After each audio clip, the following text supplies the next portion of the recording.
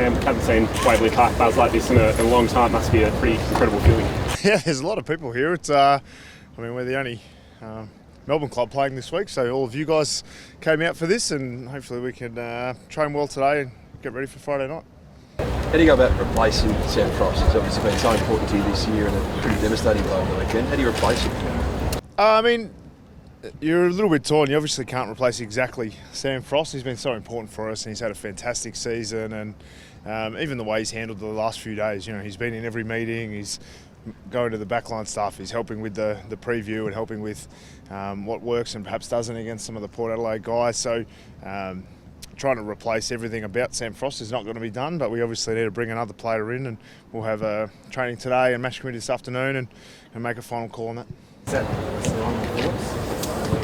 Yep, you'll find out the same time everyone else does. So there's obviously a few things we can do. There's a bit of flexibility in the team. So there's a few things that we can do, whether it's move someone from another position back and bring someone else in, or do a like for like. They're obviously options for us. Do you need to respond to what Port Adelaide do with their forward personnel? There's a bit of uncertainty about how they come into this one. Do you have to react to that? I think you're always guessing on the opposition's team the same way they'll be guessing on ours. But once we come up with our plan, we're not going to make any late changes according to whatever they've done. The team we pick is the team that'll play without, unless there's unforeseen. But we'll prepare the best way that we think we can and give ourselves every chance. And I think if you get caught up too much in the tactics of that, then it can distract you, and it's not probably worth it. So for us, we'll just put out the best team that we think will beat Port. How big a call would it be to bring him in? He's only played one game. He wasn't on the list until February. What would give you the confidence to bring him in? He played well in his game that he did play, and he got the opportunity through.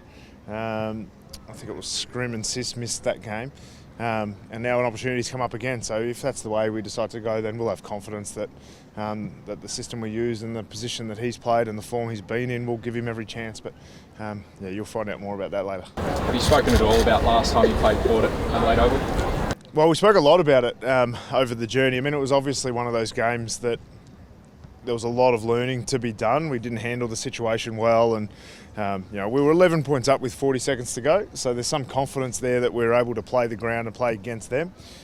We watched a bit of it as coaches this week about some things that happened in that game, and both teams look very different to then. There's some things that are personnel-wise, but also system-wise. I think both teams have evolved a little bit since that period. So we haven't spoken about it specifically with the players this week. I might in the next couple of days. Haven't really decided just yet, but that was one of the more heartbreaking losses of my coaching career. What sort of response are you expecting from Port Adelaide, considering the manner of how they played last week? Yeah, the narrative around Port Adelaide is really interesting, and we obviously have no control over that element. But there's a lot of focus on that they didn't play well last week, and there's a bit of negativity around them. But to me, they finished second. They had won 6 games in a row, including beating Sydney by over 100 points in the stretch before it. They had one bad performance, and everyone's writing them off. So we need to not fall into the public persona and the public trap. Port Adelaide, they had a home final, and when you get a home final, if you don't win, you get another one. So we're going away to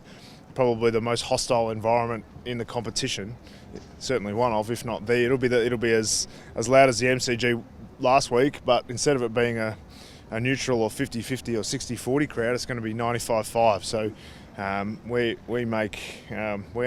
won't be taking this game lightly at all. We understand what's going to come this week, and it's going to be massive for us, and we need to be ready. Sore ribs for Zach Butters. I'm not saying do you target him, but do you just remind him that you're there early in the match? No, we won't mention that. I think there's actually rules around specific injuries and trying to go after them. So no, we won't be talking about it. We like to think that we try to play a pretty physical brand of game, and he's been the most courageous player in the competition the last 2 years, as voted by his peers. So I don't think he's the type of person you're going to be able to intimidate. If he says he's right to go, I'm sure he'll be right, and he's obviously a fantastic player that we got some contingencies for.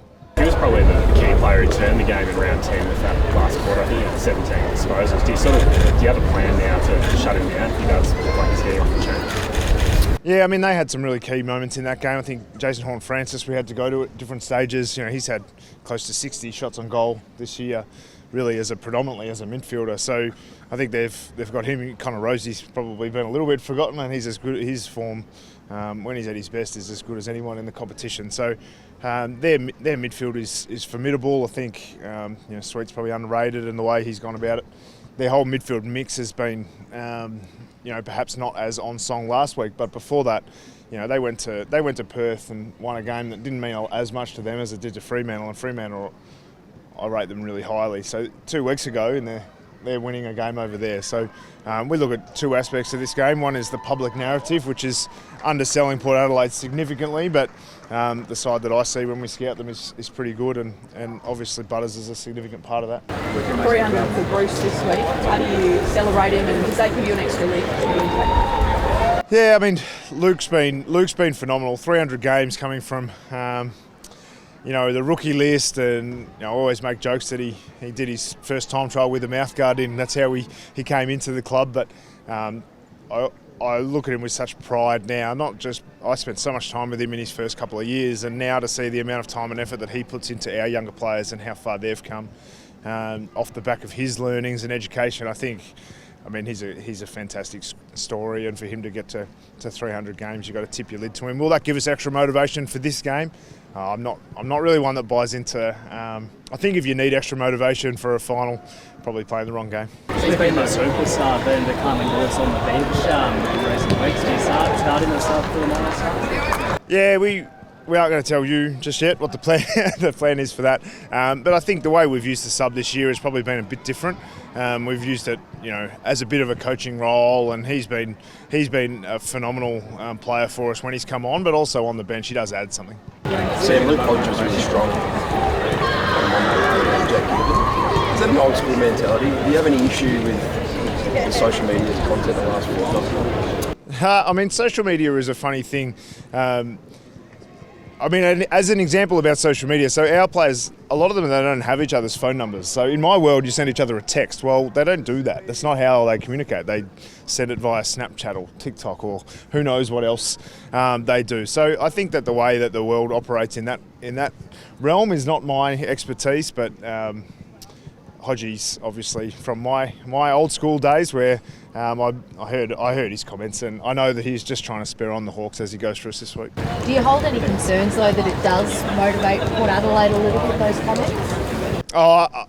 I'm not sure about motivating Port Adelaide. I think Port Adelaide have got their season on the line the same way we do. We're going into a knockout final. I think both teams are going to be as highly motivated as you could possibly hope for. So, no, I don't buy into too many things outside. How important is Jake actually in the DNA he sits in the club?